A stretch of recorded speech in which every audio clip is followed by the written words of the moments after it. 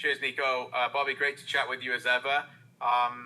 Before we get into the specifics of the weekend, I'm interested to just hear how things have gone in your mind over the last few weeks. I know the record state 3 losses in the last 4, but there has been some really good performances within that. But is there something that you've looked at or some specifics in those 3 losses that you'd like to move away from and improve on? Yeah, the biggest one is last weekend's match. You need to burn the film on that one and move on. And once in a while, that's going to occur. You don't want it to occur. But when you look at the other games, I think we've played some good football. We've been going through our processes and so on. And we got to make sure we're doing what we're good at. And once we get away from that, you put yourself into issues in the game. So I think that's one thing we've had good discussions with the guys about. And just trying to keep the games in our hands and not leaving things to kind of random situations on the pitch. And if we do that, most of the time you come out on top. And specifically this week, Halifax is a place I know you struggled at last year, but you end up lifting the trophy at the end of the year, so that's all that matters. But what is it about Halifax that's always a bit of a challenge on the field? And obviously, are you aware, and I'm sure the team is, of a bit of a wounded animal here who are still looking for that win and obviously their extra desire to try and get it? Yeah, of course. There's two things you look at. One is you can get fooled and look at the table. And at this point of the year, I don't think the table tells you a lot. I've been around this league long enough to know how things change and things can change over 2 to 3 weeks. And on the flip side, this is a perfect example. I mean, a perfect situation on their end to get out of their situation. We're playing Forge. We know they play some good football against us. And a lot of teams are looking to get one up on us. So this is a great opportunity for them. So we've got to be aware of that. Those are the external factors that you got to make sure that the team understands, that the team knows, and that's a little bit beyond football. But we got to go in there. And traditionally, last year we didn't get a win in there, but traditionally we've been very good. The atmosphere usually there, I think, is something we enjoy. I know I enjoy, and the team does. And sometimes that energy can be positive for us as well.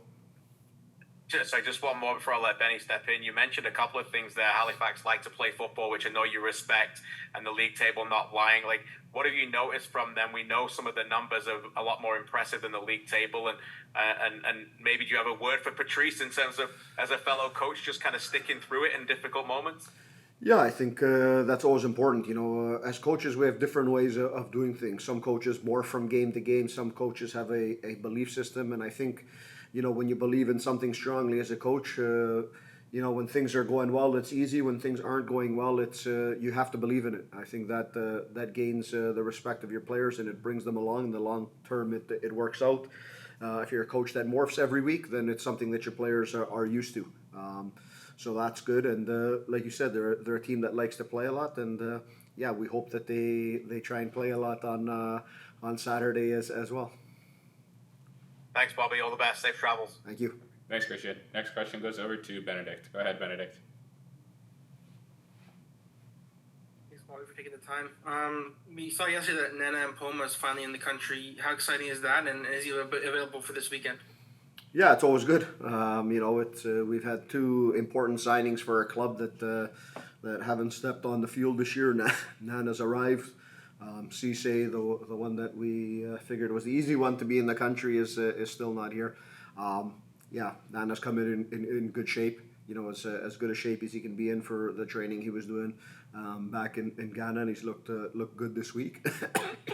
And we just have to find the right way to bring him into the squad and not rush things through. I think he needs a couple of weeks just to catch full stride, but we're very happy to have him in here. And what did that training for him look like while he's away from the team? Was there like an individual program you guys set up for him? Yeah, he had individual stuff. He was able to train with one of the local clubs over there as well, so it wasn't just on his own. He was actually getting some football training. So it's a little bit of mix of both, and that's why he's in good shape right now since he's arrived this week. And you have a few very good center backs at the moment. Garvin and Malik have been playing very well recent weeks. How tough is it to make a decision between those two, and how good of a problem is that to have for you? Competition is good. It's always healthy. It's healthy within the week in training, and it keeps the guys sharp for the weekend. And it allows us to also have some different looks on the field. Different center backs bring different things for us. It allows us to play in a few different ways. So it's always a good thing. I'd rather have them all ready to go and have that problem as a coach than not having one of them. And this last one for me, do you have any updates on the rest of the availability for your squad this weekend? Yeah, the only one that's for sure out is Taron Campbell. He's still out, and we foresee probably another couple of weeks for him. But other than that, everyone is good. Kadeem is away with national team duty, and of course, he had a red card last game, so he wouldn't be available as it is. Thanks, Bobby. No problem. Any other questions? Nope. Okay. Thank you for joining us, Bobby. Thanks, everyone. Thanks, everyone. Cheers.